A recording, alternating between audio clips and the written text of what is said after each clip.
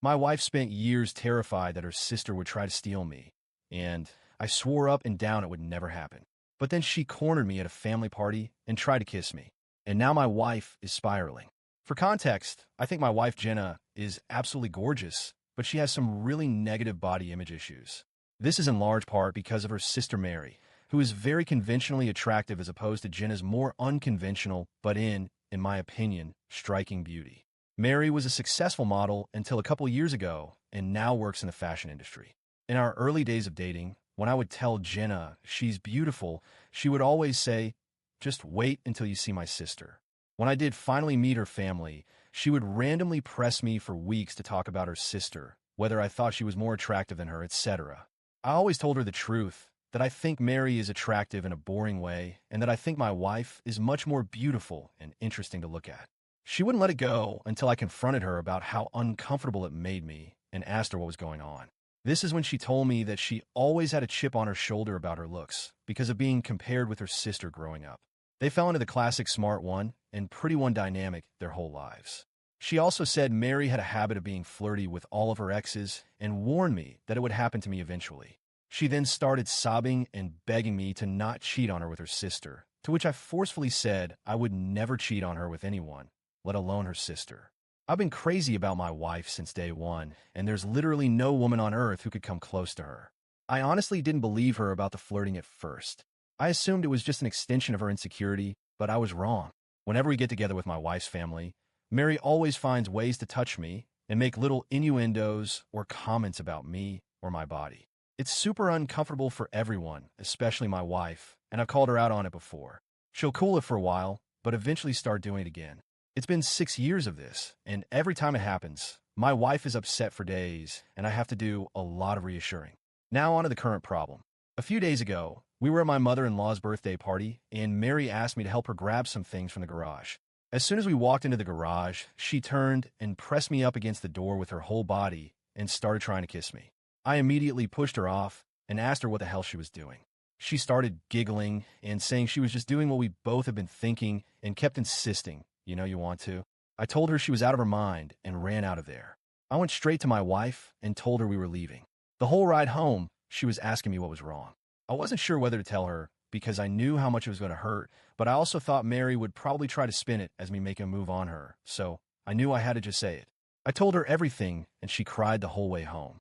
For the last several days, Mary has been calling and texting my wife, doing exactly what I thought she would do, even telling my wife that I said she was the hottest girl I've ever seen, which I had to assure my wife a million times that I did not and would never say, even though she believes my account of the situation.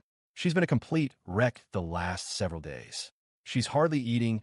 She pulls away from my touch when I try to hug her or just hold her hand. She says she feels hideous and disgusting, and I don't know what to do. This is the lowest I have ever seen her, and it hurts to see how much she's hurting. I have no idea what to do to help her heal from this. What should I do? 2 days later, I got a few requests for updates, so here it is. I first want to thank everyone so much for your advice. It was extremely helpful and gave me a lot to think about. I'm especially thankful for the folks that asked me how I was doing. I realized that I have literally never had a chance to check in with myself after these things happen, and I've actually been holding a lot of frustration and resentment about it all. I've been harassed for years, and it has either been brushed off or it's been eclipsed by the impact it has on my wife. I don't blame her for it, but this has been a good lesson in me not burying my feelings for the sake of others, even for her. I also want to clarify a couple of things that came up. Several people asked about how my wife's family feels about all this, and I explained in a comment that her parents are toxic and treat Mary as the golden child. Even though my wife is a freaking neuroscientist, amazingly talented musician, speaks 3 languages fluently and another 2 conversationally, my wife and her family are seriously the only people who don't seem to understand how exceptional she is. I remember meeting one of my wife's family friends and talking to them about her research, and they said, "Oh wow, her parents just told us she works at a university," whereas my parents literally introduce her as the family genius to everyone. It makes me so freaking angry to think about how her asshole family has stolen her shine her whole life. She's literally a Renaissance woman, but all they care about is looks and money. Some folks ask me why I would ever put myself in a situation alone with Mary given everything she's done. I have no good answers for that other than I never thought she would actually try to do anything. That possibility just didn't exist in my head. I realize now that I should have seen this would happen eventually and that I should have been less concerned with keeping the peace and more concerned with shutting Mary's bullcrap down before it escalated to this point. Hindsight is 2020 anyway. Onto the update the night I posted. I told my wife that if she wanted to try to repair her relationship with her sister, I would respect that, but that I don't feel comfortable being around her for the foreseeable future. I said Mary has obviously been deeply jealous of my wife her whole life because she is a hollow, ugly person whose entire value has an expiration date, while my wife actually has substance. I said that I think her whole family is toxic and has done nothing but put her down her whole life, but that only she can decide whether she still wants them in her life. I also told my wife that while I don't blame her for her emotional reaction, her insecurity is something that she needs to work on for our relationship to be healthy. What Mary did was SA, and she's been harassing me for years. But I have consistently put aside my own feelings about this problem because of how it affects her, and that has prevented me from getting the support that I need to. I told her that her reaction only serves to punish herself and me for her sister's behavior, and there's no reason to give her that kind of power. I also told her something that a commenter said that really resonated with the only people who have ever considered her second best are her and her family. Everyone else sees her for who she really is. She was crying the whole time and agreed that she needed to go to therapy to work on her insecurity. We were able to find a therapist who specializes in body image and self-esteem issues to work with her individually, and we're looking for couples therapists too. My wife sent a message to her parents and sister that explained exactly what happened and told them she would reach out to them if she ever feels ready to repair their relationship. We blocked all of them everywhere, but Mary has of course been spamming my family and our friends with nonsense claiming I attacked her. I'm a Dr. G addict, I abuse my wife, all kinds of bullcrap that thankfully nobody believes. My wife is still down in the dumps, but I can see that things are getting a little better. She's eating and sleeping more, and she's cuddling with me in the mornings again, which is nice.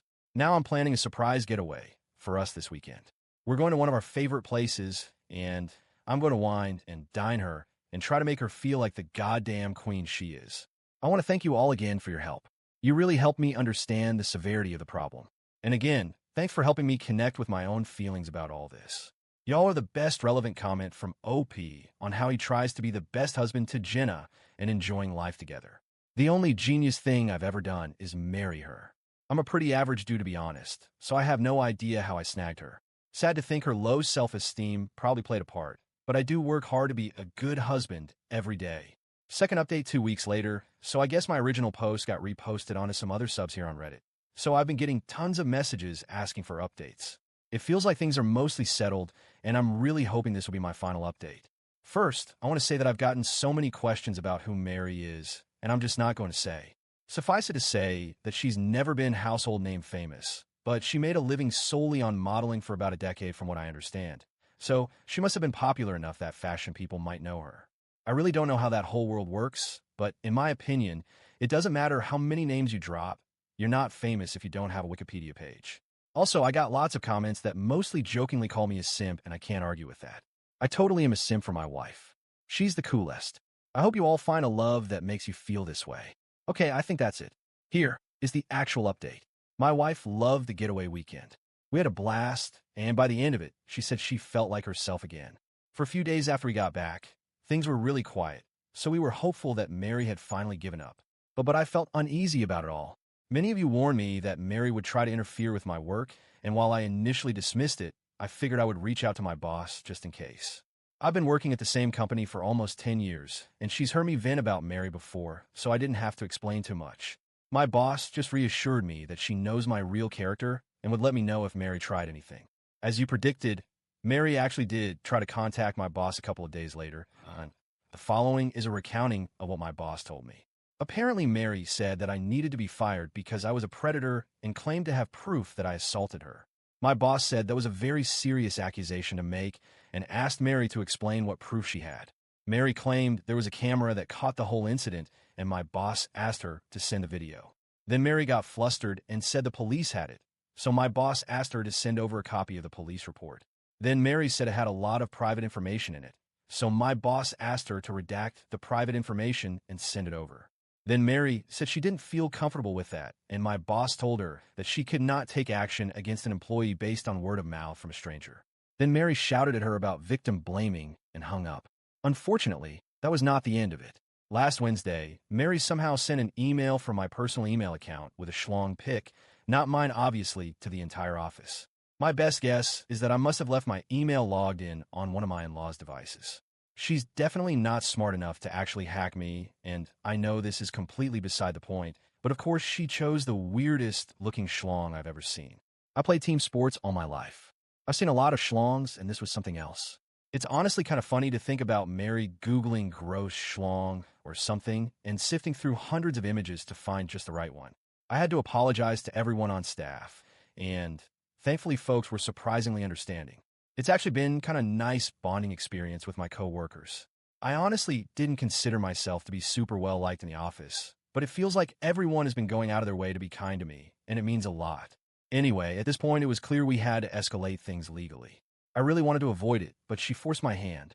My wife and I have a lawyer friend who helped us draft a cease and desist letter outlining her continued harassment and the material and emotional damage this is causing us. My wife then sent a message to Mary and my in-laws with a copy of the letter and made it very clear that we would pursue criminal and/or civil proceedings if her harassment continued. My wife's mom then called her crying and begged her to just let it go and leave Mary alone. My wife calmly explained that Mary is the only person responsible for this whole situation and that their parents have always enabled her awful behavior. She also said something she later regretted, but I think was pretty badass. Mary is going to stick you two in a nursing home and steal your money the minute she has the chance, and you deserve it. After the way her mom reacted, my wife is firmly settled on cutting off her family completely. This happened on Friday, and on Sunday Mary's best friend of me, and sent my brother a message on Facebook to say Mary is going to leave us alone and to please not sue her. I told my brother not to respond, then just sat and enjoyed the idea that Mary was out there somewhere freaking out about the potential of having to actually face the consequences of her actions. It must be such a strange feeling for her. Since then, we haven't heard a peep from the grapevine. It feels like things are finally starting to go back to normal. My wife is starting therapy next week and will be starting couples therapy in a month or two. She wants to do some work on herself first. She's also taking a short leave from work to rest and recharge. I'm so proud of her for standing up for herself with her family and finally putting her mental health and well-being first. Thanks again for everyone who offered advice. This was a messy situation, but it definitely would have been messier without your help. 6.5 months later, I forgot about this account completely until today and logged in to see so many comments and messages asking for an update. It's honestly touching to see how many people care about this situation and want the best for me and my wife. This will be a brief update. I don't want to make this a regular thing, and the original situation has resolved enough that I am hopeful this will be the end of the saga. Mary and my in-laws have pretty much left us alone. My mother-in-law still tries to contact my wife every now and then, but she's made it clear to her family that if the first words out of their mouths aren't "I'm sorry," she isn't interested in a conversation. As you can see, the past 6 months have made my wife a badass. She has done some amazing work in therapy, and her confidence is growing all the time. It's not just with her family. She's more comfortable asserting herself at work, with strangers, with friends, etc. She's even stopped putting up with some of my crap. To be fair, that crap is stuff like my leaving my socks everywhere around the house. But I'm seriously proud of her for telling me to cut it out. I'm becoming a more responsible and supportive partner because she's able to communicate her needs and expectations without feeling guilty about it. And I'm able to communicate things to her without intense emotions fully eclipsing the conversation. I didn't mention this in my earlier posts, but my wife does struggle with rejection sensitivity even outside of her family. Often, if I brought up something that I felt needed to change, her emotional reaction to feeling like she did something wrong would be really intense, and instead of dealing with the problem, it would become about regulating her emotions. Now, my wife has really good coping tools that allow her to talk about the problem without thinking she is the problem. And for the biggest update, she's pregnant. We have a baby girl due in February. I am crapping my pants with excitement. We're going to love her so much and teach her that she is more than her beauty. She's going to have happy parents who love each other and work through issues as a team. The toxic cycle will be broken. Jenna's family doesn't know, and she's not sure if or when she'll tell them. But if she does, there are going to be strong boundaries in place for how they can be a part of our daughter's life, and it'll start with family therapy. For now, she has one set of grandparents that will go to the end of the earth for her, and that's more than enough. My family has been absolutely incredible in their support, and they're so excited for us. things are looking better than they ever have. That's all, folks. Thanks again for your support on this wild journey. Opie makes a new post. 9 months later, my in-laws are begging for forgiveness should my wife and I keep the door closed. Hello, everyone. I have come here for advice before, and you were all incredibly helpful, and I could really use some support again. Jenna and I had our first daughter in February. She's amazing, and we're doing great. We ended up moving away from Jenna's home state, New York to mine, Massachusetts, to be closer to my family, and they've been incredibly helpful with the baby. We have not seen Jenna's family since, cutting contact and blocking them everywhere. And we didn't tell them about the baby. Yesterday, we received a letter in the mail from my mother-in-law and father-in-law. No idea how they got our address. Apparently, my father-in-law has been diagnosed with late-stage cancer and is being told he could be dead in weeks. My in-laws went on about how sorry they were for the way they handled the situation with Mary. They also apologized for the way they've treated my wife her whole life. Again, check post history. But basically, Mary was the golden child and Jenna was an afterthought. Despite being super accomplished, they ended by saying they recently heard about the baby through the grapevine and want to meet their grandchild. To me, the apology seemed pretty genuine. They went into detail on what they did wrong, apologized and expressed remorse, and explained what they should have done differently. They said they hoped to earn our forgiveness with time and were willing to do family therapy to heal our relationship. Jenna is not having it. She feels like it's too little too late and doesn't want to respond. She also suspects that they're lying about Phil's cancer and just want to pressure us in a reconciliation so they can meet the baby. It seems ludicrous, but I guess I wouldn't put it past them.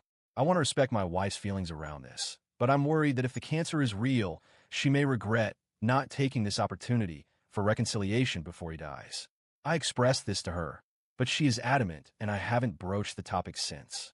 My instinct is to wait a few more days until the shock wears off to talk about it again. I just don't know what the best way to approach it would be. I certainly don't want to force my wife to do anything she doesn't want to do, but I feel like she's not thinking clearly about this right now. It also must be noted that our baby is still struggling with sleep, and we're both tired and emotional all the time. So I feel like this might be influencing how she feels about all this. What should I do here? Should I try again, or just let it be people? Stop being mean to me. I too am tired and emotional, and my feelings are getting hurt. I am not forcing my wife to do anything. I brought up one time. I know this is not about me. I don't personally care either way. I just want to support my wife. I intend to tell her I am here to listen and talk about it if she wants to, but I fully support her decisions around this. She has a great therapist she trusts, and I'll be here to support her however I can. Relevant comments OP on respecting his wife's decisions on how she wants to deal with a possible family health situation if it's real. To be clear, I will absolutely respect whatever decision she makes. I just feel like the news is so fresh, and we're in such an emotionally complex place as it is that she may not be thinking clearly about it. A similar situation happened to a friend of mine, and he regretted it for years. Actually, he turned to alcohol pretty hard for a while after. My wife has worked really hard to improve her mental health, and I worry about how the regret might set her back. Although I suppose if her family is actually lying or manipulating us, that would set her back too. I just don't know. Would it be terrible to bring it up again in a few days just to see if she feels differently? I've also thought about asking my parents to take the baby for a couple of days so we can get away and recharge.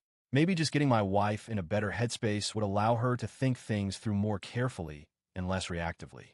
Opie receiving advice on letting his wife lead the way of dealing with her family. She knows what her family is like all her life. This was really helpful. Thank you so much. I will give it time and let her lead the way.